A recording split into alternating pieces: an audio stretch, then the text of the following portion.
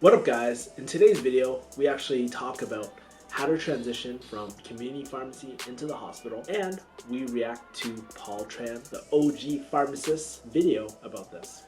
Anyways guys, I have a special guest. Let's get to it. Enjoy, mother people.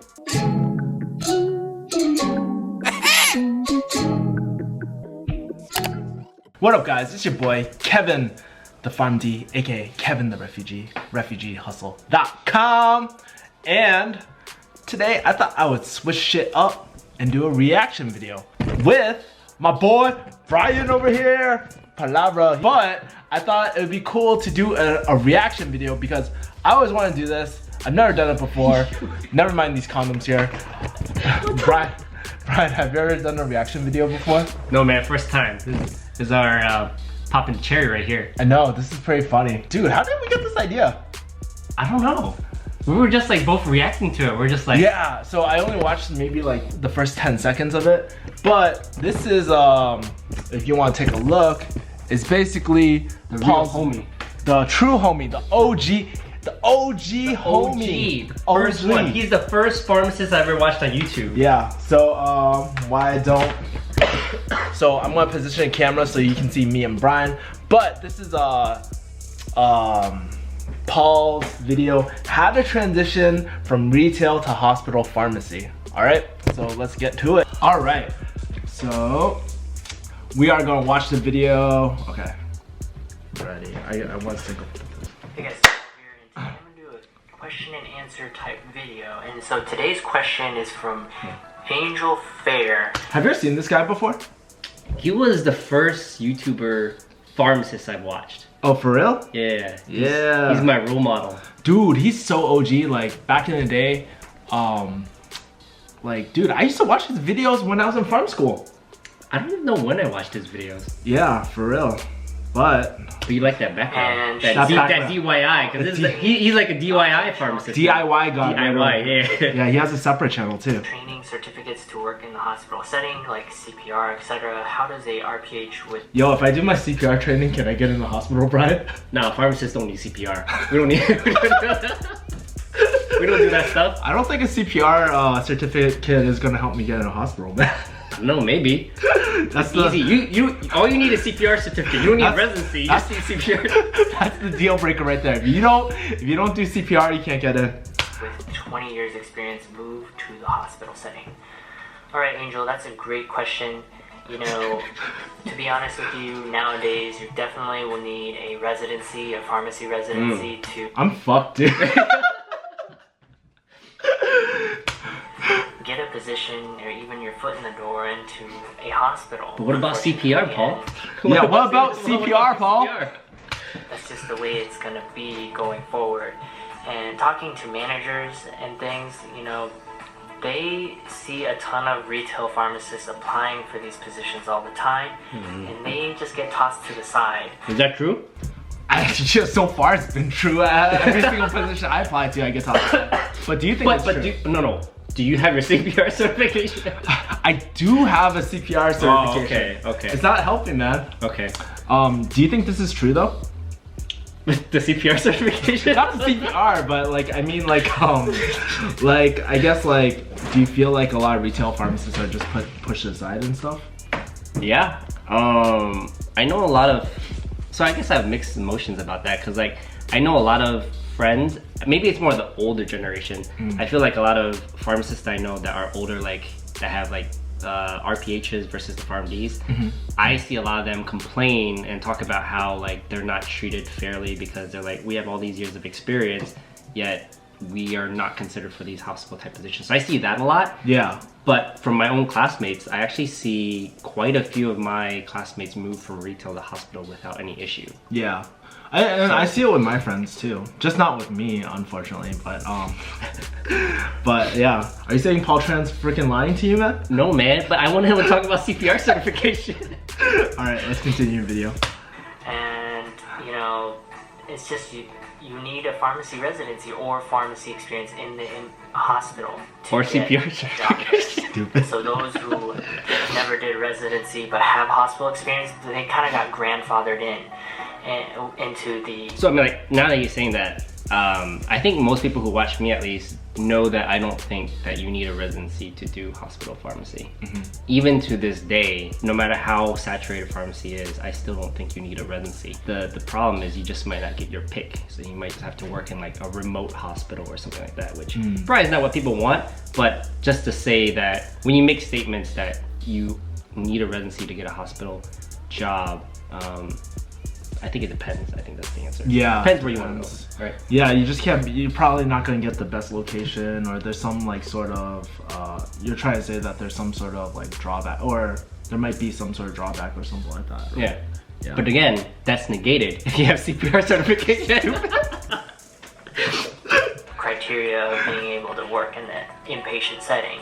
So to answer your question about non-traditional certificates, CPR, ACLS, PALS, don't... CPR, guys, that's the one lesson you need. CPR. Well, he's talking about ACLS too, man. You gotta get the ACLS and PALS. What's PALS and ACLS? I believe, so ACLS is, let me see if I remember, it's the advanced cardiovascular life support or something like that. Oh, okay. It's like the advanced training when you have to like go through a mega code and pretend like what are the meds you give individuals when they go into like cardiac arrest and things like that. PALS is for pediatrics. Oh, gotcha. Okay. I used to have ACLS. Oh, really? Yeah. Then what happened? I got lazy, man. Informatics, baby. Informatics happened. Need those things to get hired as an inpatient pharmacist. Once Don't hate us, Paul.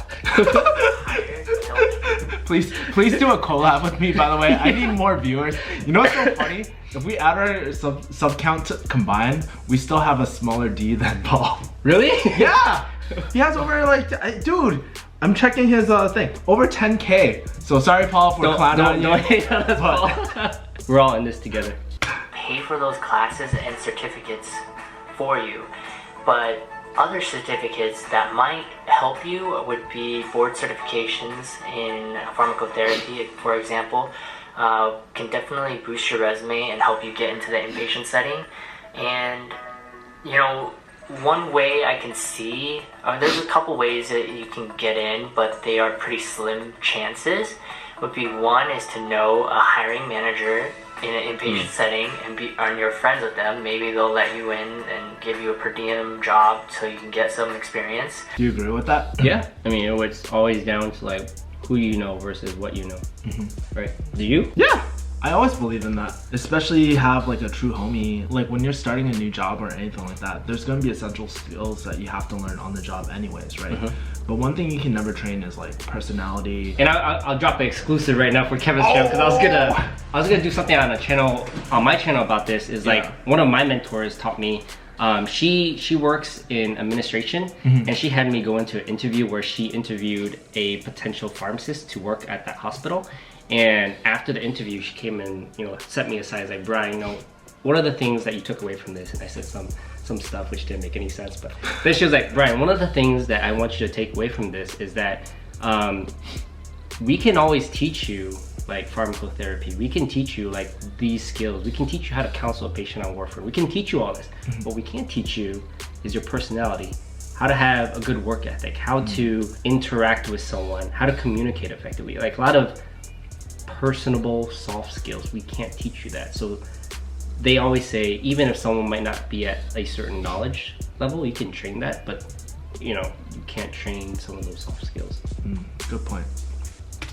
The other route I see is getting hired on in the retail outpatient setting in a hospital. And so once you're in the hospital, you're using your resume from your 20 years experience in retail. You can get into the hospital setting and then apply internally to, inpatient jobs or clinic jobs, anti-coag jobs. At least you have a higher chance as an internal candidate from that point on to get different exposure in different areas of pharmacy within the hospital organization. So you know what? No, it's pretty crazy. I actually know someone who actually did that. They went from Target to an outpatient pharmacy and then worked their way into inpatient. It's pretty crazy. Dude. How long did it take for them to get there? I think that whole journey, like from when they applied, they actually used the temp agency to get in. Oh, really? Yep. Yeah, they used the temp agency to get in. and it probably took them maybe about, I want to say 2 to 3 years to get a full-time gig, you know. But in that time, you could probably do a residency too. But at least you're not getting paid like.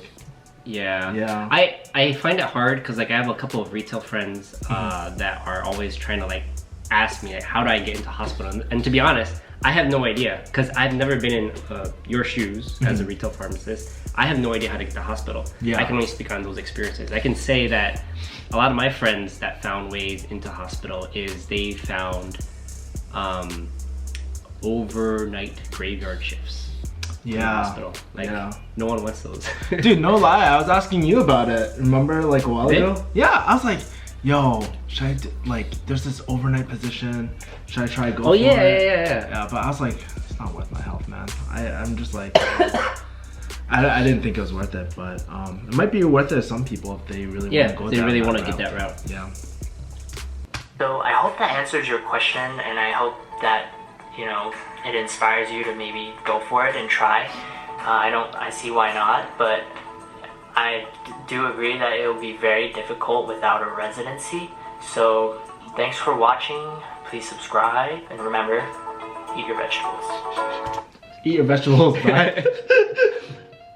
So what do you think about the overall video? I think that CPR certification is important. That's what I learned.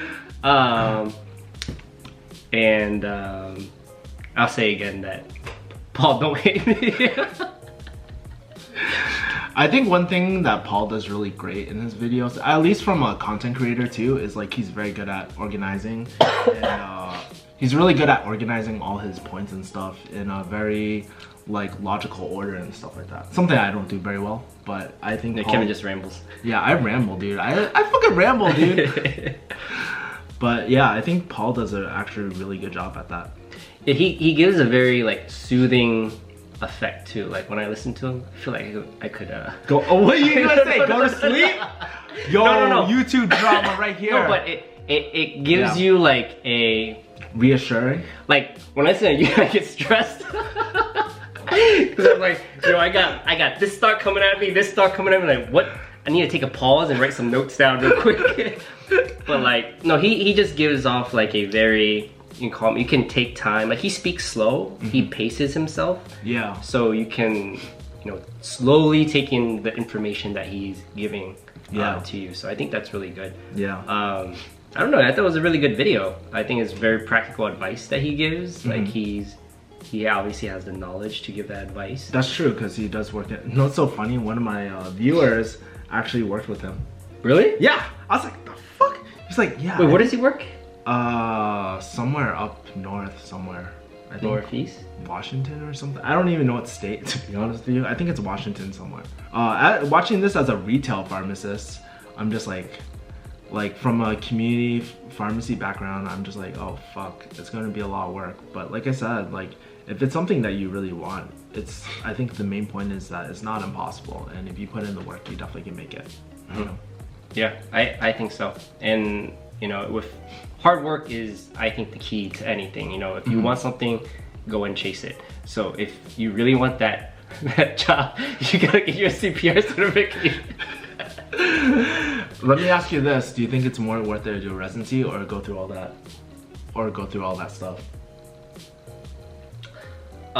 You know, if the question was from a retail position, right? Like, yeah, I think that in talking to a lot of my retail friends, it's, even if you wanted a hospital job, it's very difficult to go from retail to hospital via residency. And the reason why is that pay cut is just so hard. Like, you already have an established set of expenses. You know, you might probably already have a family, a house. Yeah. You know, I think that my friends that are trying to get into it say that's the most difficult piece, is they can't get past that huge drop in salary. I mean, what is it, 3-4 times the salary?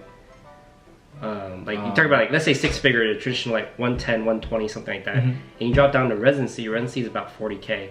Oh shit, that sucks. So that's like 3 times less. Like that's a huge pay drop. Yeah, and it's not always worth it to do that. So like from a practical reason, I don't think that residency would be a great way, especially because like I think I don't think that a lot of people think this way, but I truly think that experience trumps a lot.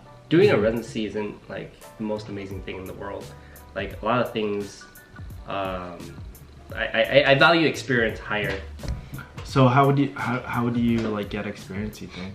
Like how would you build up like credibility for? That's a good question. Yeah.